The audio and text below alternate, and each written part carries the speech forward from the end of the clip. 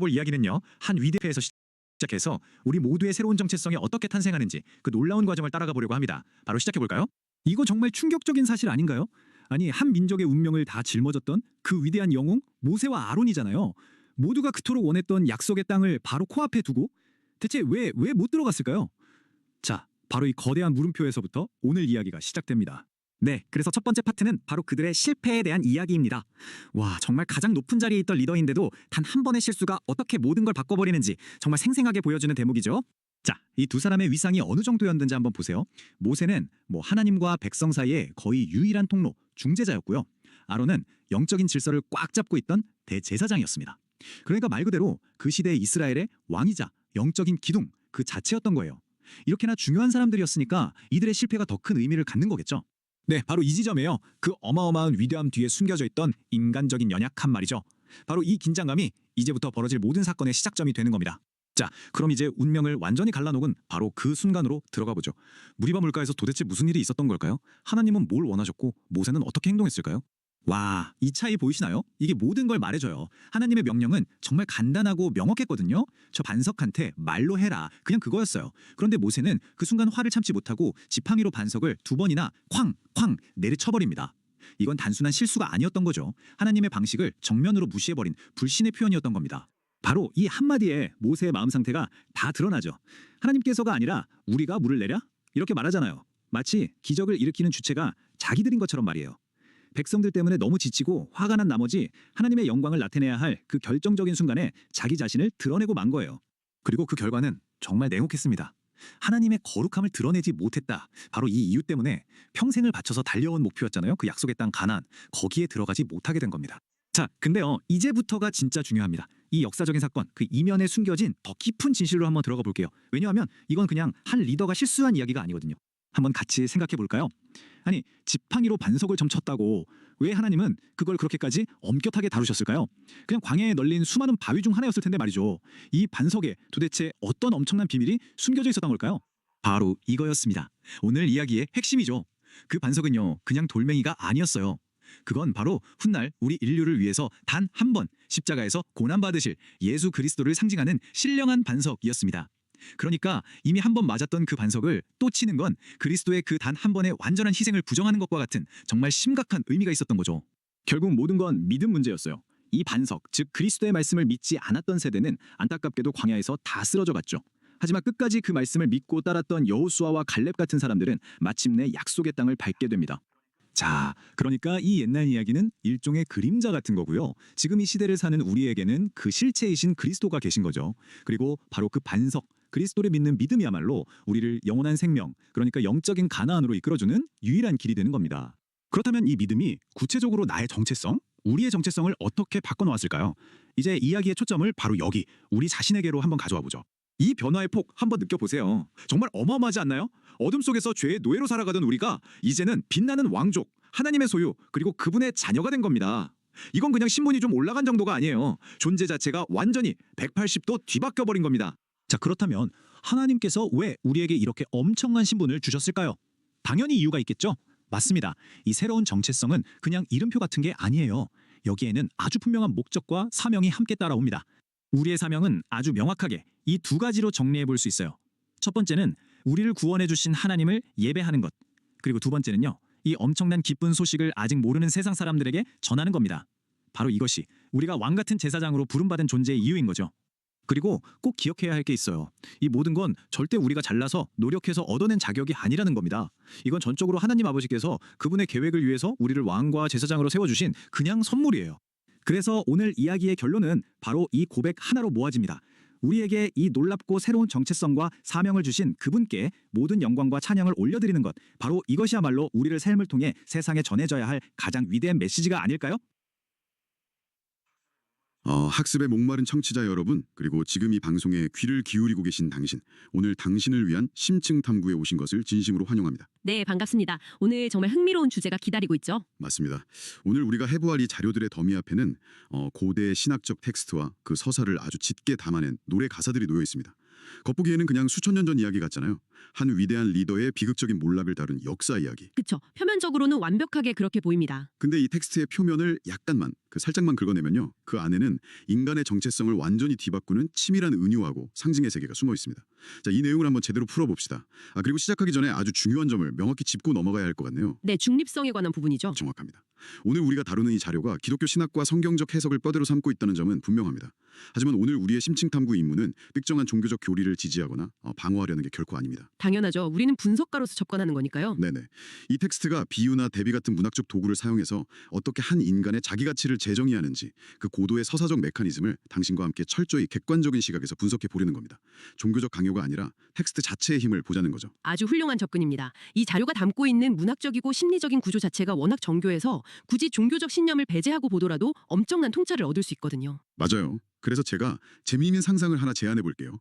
듣고 계신 당신이 역사상 가장 위대한 리더 중 한 명이라고 한번 상상해 보세요. 수많은 역경을 뚫고 사람들을 이끌면서 평생을 바친 궁극적인 목표가 바로 눈앞에 있습니다. 평생의 목표가 바로 저기 보이는 상황인 거네요? 네, 손 뻗으면 닿을 거려. 그런데 단 한 번, 진짜 억누르지 못한 찰나의 감정적 폭발 하나 때문에 그 모든 것을 영원히 잃어버리게 된다면 어떨까요? 상상만 해도 정말 숨이 턱 막히는 상황인데요. 바로 그 지점이 오늘 자료가 가진 서사적 흡입력의 핵심이라고 할 수 있습니다. 이 텍스트는 단순히 한 영웅의 실패담을 나열하는 데 그치지 않거든요. 그 실패담 이상이라는 말씀이시죠? 네, 그 실패를 지렛대 삼아서 아주 거대한 상징의 체계로 독자를 끌고 들어갑니다. 이것이 궁극적으로 우리가 누구인가에 대한 근본적인 질문으로 어떻게 연결되는지 파악하려면 먼저 자료에 등장하는 두 명의 핵심 인물부터 살펴보는 게 좋겠습니다. 모세와 아론 말씀이시죠? 맞습니다. 텍스트는 이들을 레위 지파 출신으로 명시하면서 이른바 율법 시대를 이끌었던 절대적인 권위자들로 설정합니다. 특히 모세의 경우는 천사를 통해서 율법을 직접 수여받은 인물로 묘사되죠. 율법을 직접 받았다면 거의 신의 버금가는 권위를 가졌다고 볼 수 있겠네요. 그렇게 생각하기 쉽죠. 그런데 여기서 정말 흥미로운 점이 하나 있습니다. 자료가 이토록 위대한 모세를 묘사할 때 굳이 하나님의 집을 맡은 사환, 다시 말해서 종이라는 단어를 선택했다는 점이에요. 사환, 종이라는 표현요. 그게 생각해보면 아주 절묘한 장치로 작동하더라고요.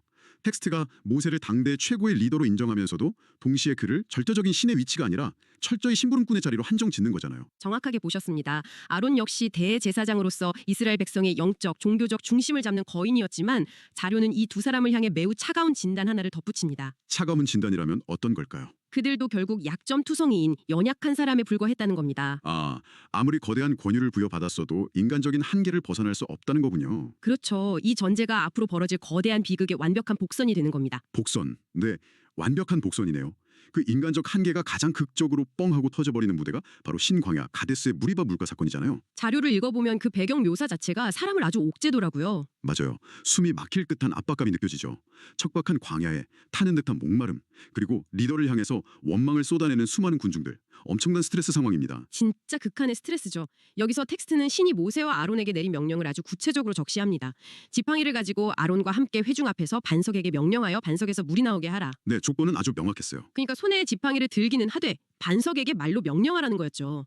때리라는 게 아니라 입으로 부드럽게 말을 하라는 지시였습니다. 하지만 모세가 보여준 실제 행동은 이 명확한 지시하고는 완전히 궤를 달리합니다.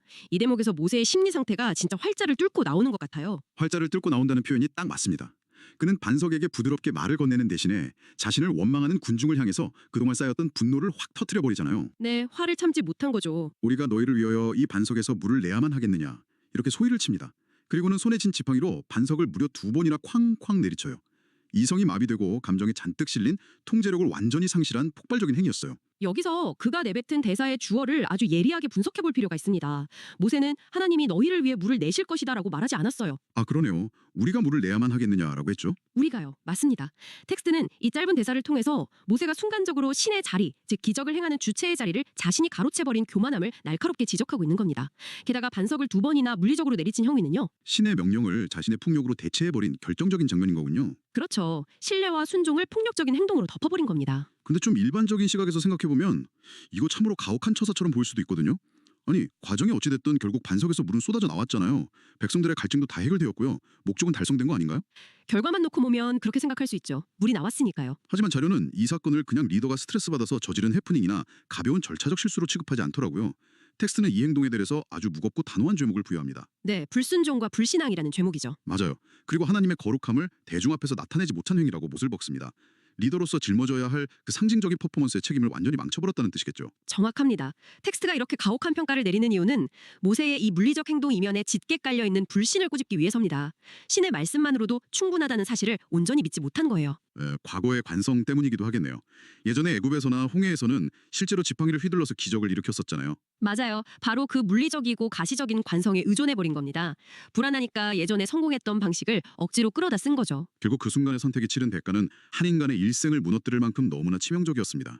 풍생을 바쳐서 사람들을 이끌어온 궁극의 목적지, 그 약속의 땅 가나안 출입이 영구적으로 금지되어 버렸잖아요. 네, 정말 비극적인 결말이죠. 자료에 포함된 노래 가사를 보니까 이 비극을 너무나도 시적으로 압축하고 있더라고요.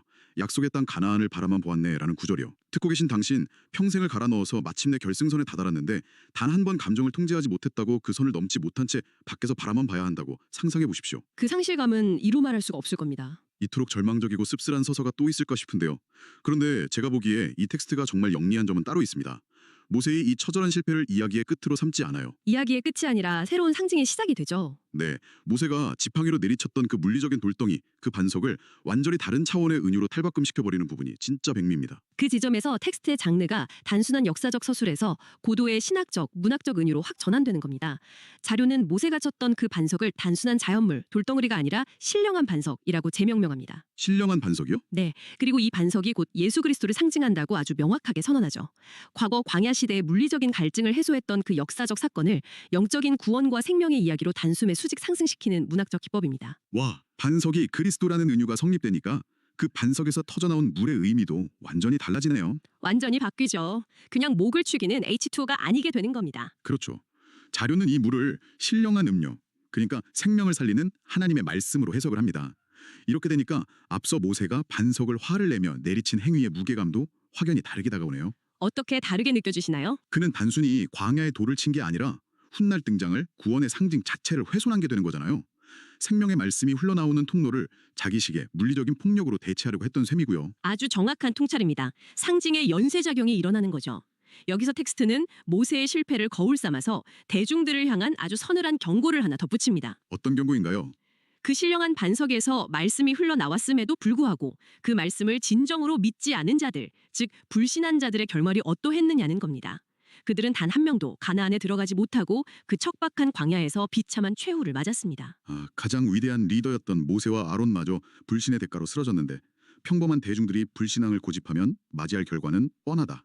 너무나 자명하다는 논리적 귀결이군요. 네, 아주 강력한 수사법이죠. 너희도 예외가 될 수 없다는 선언입니다. 하지만 이 텍스트가 참 따뜻한 구석도 있는 게 독자를 영원한 절망이나 두려움 속에만 가둬두지는 않아요. 그 끝없는 불순종의 나열 속에서 아주 완벽한 대조군, 즉 순종의 모델을 무대 위로 끌어올리잖아요. 여호수아와 갈렙이 등장하는 순간이죠. 맞습니다. 바로 여호수아와 갈렙입니다.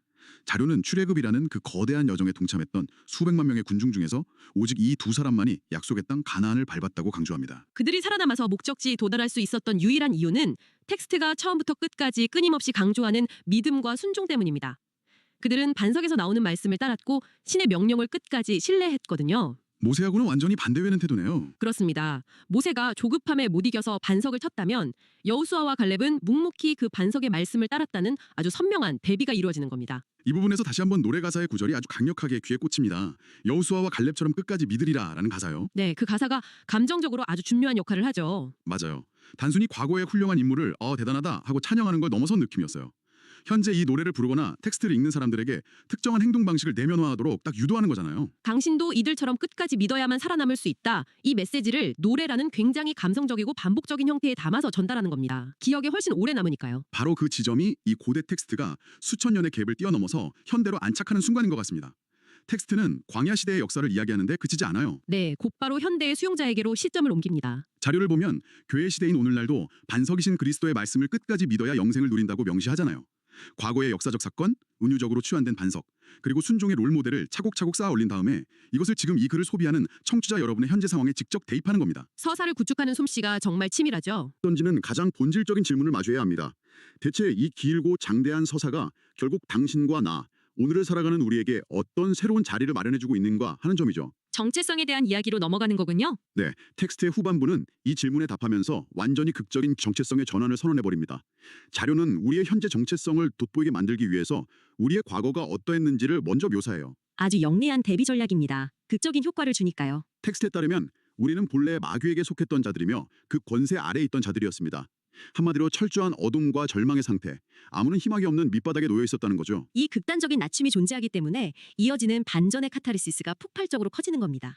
텍스트는 그렇게 절망적이었던 존재들이 이제 크나큰 사랑과 은혜를 통해서 거듭나 하나님의 아들들, 즉 빛의 자녀들로 신분이 격상되었다고 주장합니다. 하나님의 아들들이요? 네, 앞서 우리가 모세를 이야기할 때 그가 아무리 위대했어도 결국 하나님의 집을 맡은 사환, 즉 종의 위치에 머물렀던 거 기억하시죠? 아, 맞아요. 사환이라고 했었죠, 분명히. 반면에 과거에 어둠의 권세 아래 있던 평범한 이들에게는 종이 아니라 아들이라는 상속자의 지위가 주어지는 겁니다.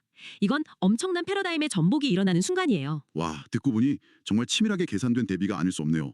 당대 최고의 리더는 종이었는데 가장 밑바닥에 있던 당신은 이제 상속자인 아들이다. 가슴이 웅장해지는 서사죠. 그런데 텍스트는 독자들을 그저 자녀의 자리에 가만히 앉혀두는 것으로 만족하지 않더라고요. 이 자료가 제시하는 인간 정체성의 가장 궁극적인 도달점, 가장 빛나는 수식어가 마침내 등장합니다. 왕 같은 제사장이라는 개념이죠. 예, 듣고 계신 당신이 단순한 자녀를 넘어서 무려 왕 같은 제사장이라는 선언입니다. 저는 이 구절을 처음 접했을 때 충격이 대단했어요. 너무 이질적인 두 단어가 붙어 있잖아요. 왕 같은 제사장, 영어로는 로열 프리스트후드라고 하죠. 이 개념은 서로 상반된 두 가지 강력한 직분이 하나로 융합된 모순적이면서도 절대적인 상징입니다. 텍스트는 이 두 단어의 무게감을 아주 명확히 정의하고 있는데요. 먼저 제사장부터 볼까요? 제사장은 어떤 존재입니까? 제사장은 신에게 예배를 드리고 생명의 말씀을 세상에 전하는 자입니다. 신과 인간 사이를 연결하는 영적인 매개자죠. 이 자리는 끊임없이 남을 위해 기도하고 희생해야 하는 끝없는 겸손과 헌신이 요구되는 자리입니다. 낮아짐의 상징이죠. 그렇다면 반대로 왕은 어떻습니까? 왕은 완전히 반대입니다. 자료의 표현을 빌리자면 만물을 통치하는 존재잖아요. 모든 권력의 최정점에 서서 세상을 다스리고 통제하는 절대적인 위치입니다. 맞습니다. 세상을 통치하는 왕의 권위, 그리고 납작 엎드려서 세상을 섬기는 제사장의 거룩함. 역사상 단 한 번도 쉽게 공존해 본 적 없는 이 두 가지 절대적인 지위가 지금 하나로 합쳐진 겁니다. 그리고 텍스트는 바로 그게 지금 이 방송을 듣고 있는 당신의 새로운 정체성이라고 콱 못을 받고 있는 거고요. 이 대목에서 우리는 종교적 텍스트나 은유라는 게 단순히 지식이나 윤리적 가르침을 전달하는 데 그치지 않는다는 걸 깊이 깨닫게 됩니다. 단순한 윤리교육이 아니라는 거군요. 네, 이것은 한 인간의 내면 아주 깊은 곳에 자리 잡은 자기가치, 셀프 에스팀을 근본적으로 뜯어고치는 엄청나게 강력한 심리적 도구입니다. 당신이 현실 사회에서 아무리 보잘것없는 위치에 있다고 스스로 느낄지라도 말이죠. 이 텍스트의 세계관 안으로 들어오는 순간 완전히 달라지겠네요. 그렇습니다. 그 순간 당신은 세상을 다스리는 왕족이자 신의 특별한 소유가 된 보석 같은 존재로 다시 태어나는 겁니다. 실패한 과거 리더들의 한계를 반면교사로 삼고 영원한 반석의 상징에 기대어 자신들의 지위를 우주적인 차원으로 끌어올리는 거죠. 그야말로 완벽한 서사의 승리라 할 수 있습니다. 와, 오늘 우리가 함께 걸어온 이 심층 탐구의 여정을 되짚어보면 정말 숨이 가쁠 정도입니다. 우리는 모세와 아론이라는 당대 최고 권력자들의 치명적인 실패에서 출발했어요. 무리바 물가의 그 비극적인 장면이었죠. 네, 메마른 광야에서 그저 부드러운 말 한마디면 충분했을 명령을 어기고 조급한 분노로 지팡이를 휘둘러 반석을 내리친 그 뼈아픈 불순종의 장면 말입니다. 그리고 그 물리적인 반석이 어떻게 생명의 말씀을 쏟아내는 신령한 반석, 그리스도로 치환되는지 그 놀라운 문학적 기법도 목격했습니다. 또한 광야에서 비참하게 죽어간 불신앙의 군중들과 대비되어서 끝까지 반석의 말씀을 믿었던 여호수아와 갈렙의 순종이 어떻게 부각되는지도 살펴봤고요. 노래 가사가 어떻게 그걸 실천적 지침으로 확고하게 만들어주는지도 확인했죠. 네, 그리고 이 모든 고대의 서사와 상징들이 겹겹이 쌓여서 마침내 오늘날 과거의 어둠을 벗어던지고 만물을 통치하며 신과 소통하는 존귀한 정체성, 왕 같은 제사장의 탄생으로 이어지는 이 거대한 흐름을 우리가 분석해낸 겁니다. 수천 년 전의 텍스트와 그 짧은 노래 가사 속에 이렇게나 정교한 서사적 메커니즘이 숨어있다는 사실이 저는 참 경이롭습니다. 듣고 계신 당신의 뇌리에도 깊숙이 박힐 만한 흥미로운 지적 탐험이었기를 바랍니다. 자, 이제 이 거대한 서사의 분석을 마치면서 오늘 자료가 우리에게 남긴 가장 날카로운 통찰을 당신의 일상으로 던져볼 시간입니다. 속 모세는 그저 순리대로 부드럽게 말만 건네면 되는 그 결정적인 순간에 자신의 분노와 과거의 관성에 휘둘려서 지팡이로 반석을 폭력적으로 내리치는 강압적인 방식을 택했습니다. 듣고 계신 당신의 삶은 어떠신가요? 당신의 삶에 빗대어 보라는 거군요. 혹시 당신도 타인과의 관계에서 혹은 당신의 중요한 일을 처리하는 과정에서 충분히 여유를 갖고 부드럽게 소통해야 할 순간에 놓여 있지 않습니까? 어쩌면 조급함과 스트레스에 쫓겨서 말로 다가서야 할 반석을 억지로 쾅쾅 내리치며 결과를 강압적으로 쥐어짜 내려 하고 있지는 않은지 깊이 생각해 볼 일입니다. 순리대로 부드럽게 말해야 할 때 나는 억지로 내리치고 있지는 않은가? 고대의 척박한 광야에서 벌어진 이 강렬한 은유가 당신의 현재 일상을 비추는 아주 날카로운 거울이 되었기를 바랍니다. 언제나처럼 끊임없이 배우고 탐구하는 호기심 많은 당신과 함께 이 깊은 상징의 텍스트를 해보할 수 있어서 오늘 진심으로 즐거웠습니다. 저도 아주 의미 있는 시간이었습니다. 우리의 심층 탐구는 계속됩니다. 다음 이 시간에도 당신의 일상과 지적 호기심을 완전히 새로운 시각으로 자극할 흥미로운 자료를 들고 다시 찾아오겠습니다. 함께해 주셔서 감사합니다.